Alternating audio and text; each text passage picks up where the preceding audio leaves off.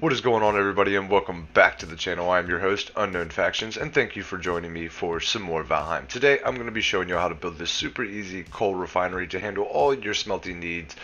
Now, first off, we have a circular base made with a 2x2 stone flooring.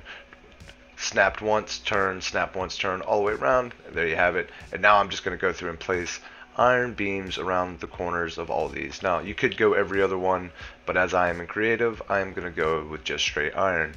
And now once you've raised it up too, we're going to wrap a ring all the way around the top with iron. Now this is required. You got to have iron at the top to be able to support the stone ring that we're going to have to put up there for the kilns to be on. So as you can see now, I'm going to go through and I'm just going to place these little X's like this. Boom. To be able to place the stone up there. Now there is exactly 100 iron in this entire frame, so if you did every post in iron and then came through you and did all these X's, it's exactly 100.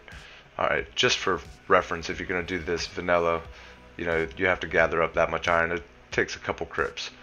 But then after you have your frame and your stone ring on the top, you're going to come through and cover it in wood just to cover up that ugliness.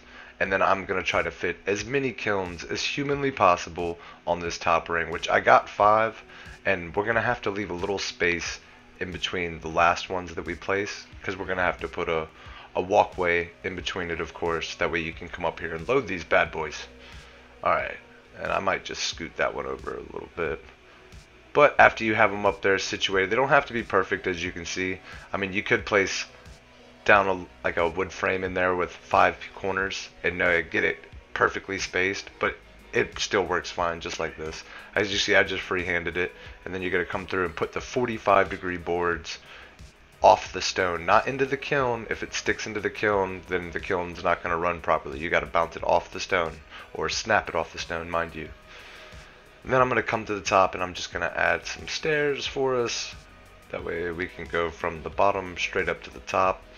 Could do like a curved stairway around the side of this, but I'm just going to keep it simple for the time being and just go right to the side like this.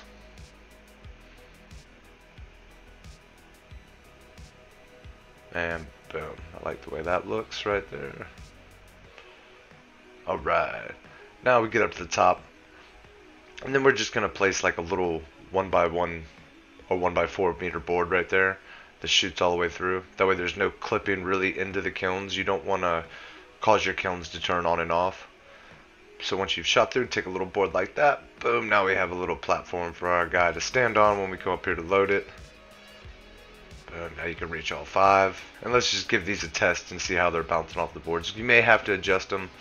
I actually got it right first try, surprisingly, and all the charcoal just bounced right off it. But if you put those boards directly in the center of the opening of the kiln, the coal will fall and drop right on it every time. And you don't have to necessarily make a box down here, but they will just kind of like go all over the place. So, but if you come back and just use some of these little 2x1s right here and fill it in, this will keep them from kind of just like rolling all around the room. This will still overflow if you run all these kilns twice. This will stack up all the way to those boards at the bottom. I was thinking about making like some trap doors at the bottom.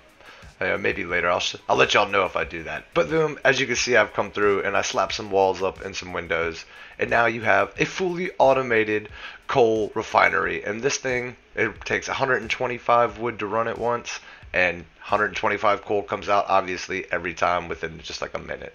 So that's awesome. And that's how you do it, folks. I hope y'all guys got something from this video. Let me know down below what you think.